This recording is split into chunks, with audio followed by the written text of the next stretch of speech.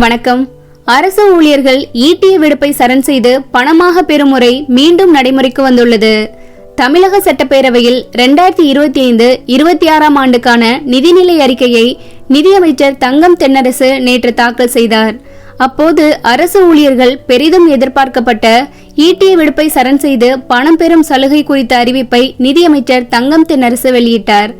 அப்போது அவர் பேசியதாவது: கொரோனா காலத்தில் நிதி நெருக்கடியின் காரணமாக ஈட்டிய விடுப்பை சரண் செய்து பணம் பெறும் முறை நிறுத்தி வைக்கப்பட்டிருந்தது.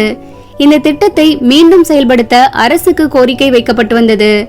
அரசு ஊழியர்களின் கோரிக்கையை ஏற்று ஈட்டிய விடுப்பை சரண் செய்து பணப்பலன் பெறும் சலுகை மீண்டும் செயலாக்கத்துக்கு கொண்டு வரப்படுகிறது. அடுத்த மாதம் ஏப்ரல் 1 முதல் இந்த நடைமுறை அமலுக்கு வருகிறது. ஆண்டுக்கு 15 நாட்கள் வரை சரண் செய்து பணத்தை பெற்றுக் கொள்ளலாம் என தெரிவிக்கப்பட்டுள்ளது.